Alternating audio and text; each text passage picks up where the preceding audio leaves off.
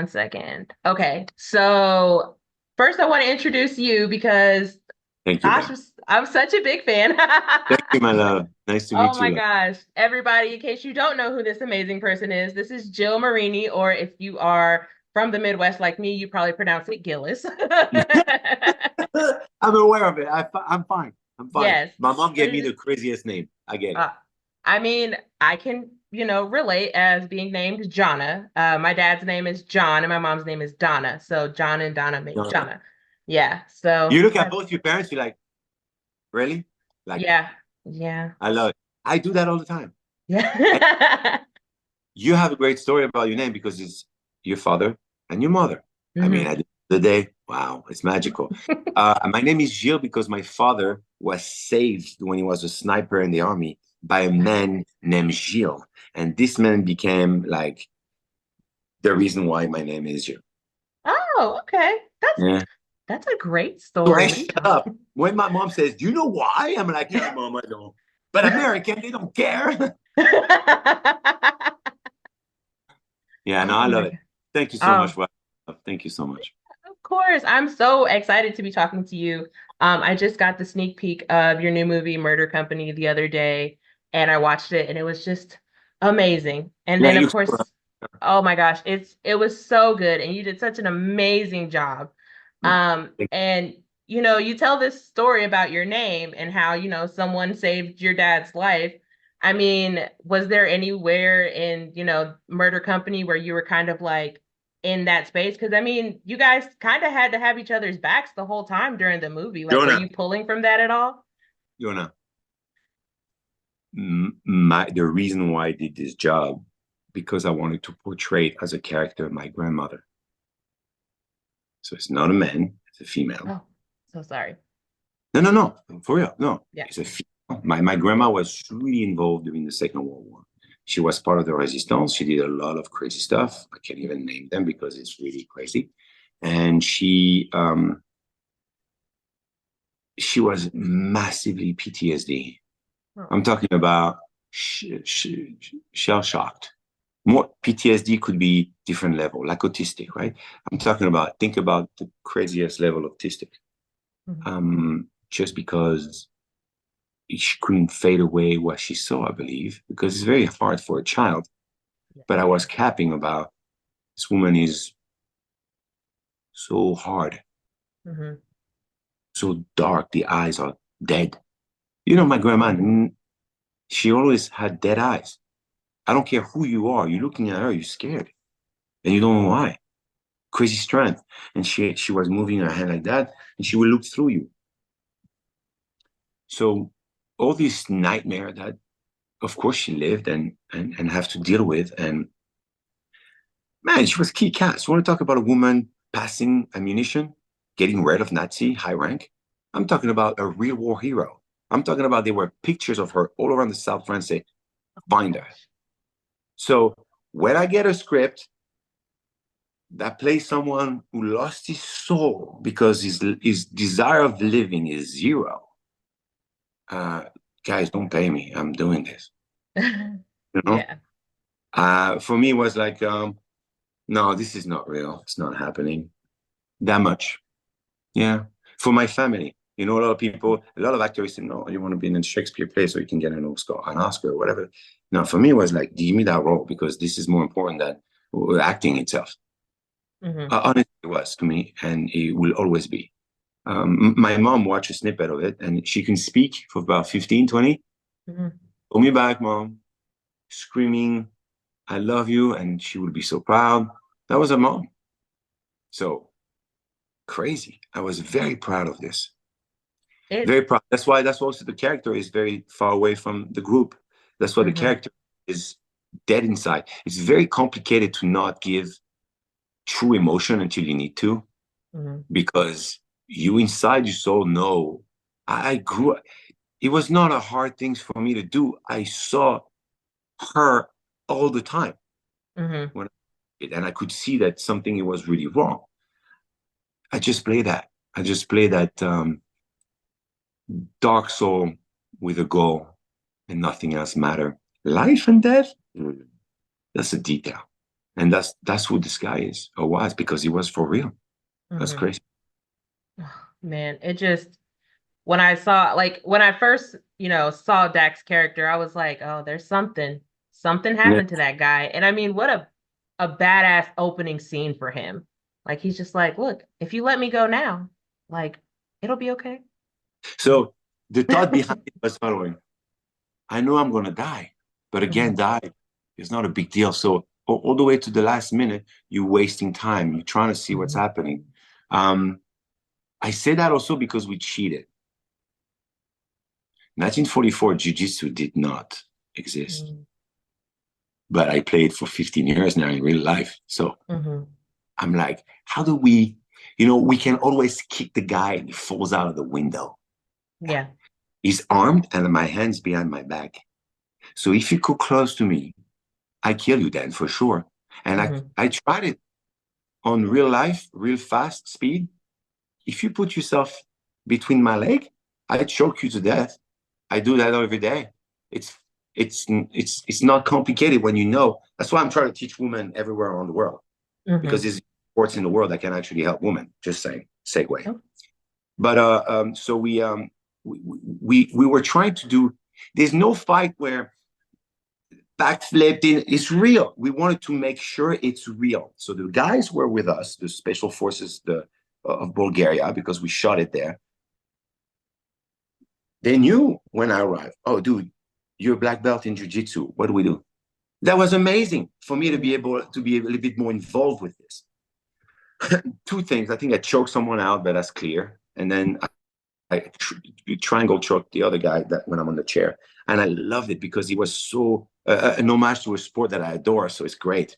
But those guys back in the days, they live things that it's incomprehensible, mhm. incomprehensible. And every second on the set, I was making sure that I remind myself, you are not done with your mission. It was really crazy for me. It became really real. Oh, really real. Yeah. I mean, and then, I dove into your IMDb, and this isn't the first movie you've done about World War II. Yeah. Believe second, I think third, I think this one's your third. third. Oh, no, I third. You're absolutely right. Yeah, Absolutely. because you Once I played did. a collaborator, and I was like, man, all right, my grandma's dead. Fine. Because she would have killed me. Sweetheart, I was not allowed to say the word German when I was a kid in the house. Oh my gosh. That deep, my grandma was far down. And I Oh. get it. I get it. Mm-hmm. But no, I loved it. Third, first I was a collaborator. Second, I was yes a war hero. I was just not fighting this time, Mm-hmm. but planning to bring kids, and it's a true story. They brought 7,500 Jewish kids Mm-hmm. from pasture, pretending to the German that the young kids needs to go in the pastures, like 5 hours walk with cows, but where we were transferring them to Spain, and that's a true story. And then the third one is this one, and this one is more like what my grandma lived, Yeah. what my lived. Yeah. I mean, I mean, because you were essentially like a sniper in the movie. My I father mean, was right. yeah. So, I mean, look, you're just like pulling all the family elements in here, you know? Yeah. I mean, so did you actually have to go through like the sniper kind of training and like learn how to do all that? And they got the your weapons from like the 40s. I mean, like how hard was that to try and like, regress with Yeah, technology, I guess. yeah, yeah. Now he's like ping, ping, ping, ping, ping, Yeah, ping. Now he killed 400 people. No, I have to reload one by one. Uh, right. um, um, well, my father taught me when I was a young kid. Of course, you forget a lot of things. The technicality comes with the special forces of Bulgaria. If I'm here, they will just be like, oh, oh. So it's precise. This weapon you have to just see as it's my wife in the film because she's gone. Mhm. This is the closest thing to salvation for my soul. I can kill him hand in hand. There's 400 of them with six, but I can shoot you from far. So Right. this becomes his wife, his Mhm. father, his mother, his everything. So I had the special forces giving me a lot of inputs You know what was really crazy? Really crazy? All of those guys were not stunt men. They were real war personnel from Bulgaria. They're 60 years old. They lived real stories. From what I was listening to some of them, I'm like, whoa. So they know exactly what to do. It's no gimmicks. There's no BS. There's no like, oh, I roll around. I got missed. No, no, no, no. Mm-hmm. Like, shoot to kill, move on. And it was really real for that. I really appreciate that at the end, because not every film you got to put a cape behind your back and say, I'm Superman. And, you know, let's make a bit of realness to it. It's cool. Plus, it's independent. We were able to just mix our artistry a lot more than a big studio movie. Yeah, yeah, I totally get that. And so the way the movie ends, I mean, it's not really a spoiler. Dak makes it out at the end, yay, with as many times as you were getting shot at. And I mean, Pooch Hall's character, like living through everything that he lived through. Let's talk about Pooch, because Pooch and I sat the hell down before a scene that I saw a scene and I looked at Pooch and he's like, I said, let's talk about this. Yo, it's going to be rough for you, Johna.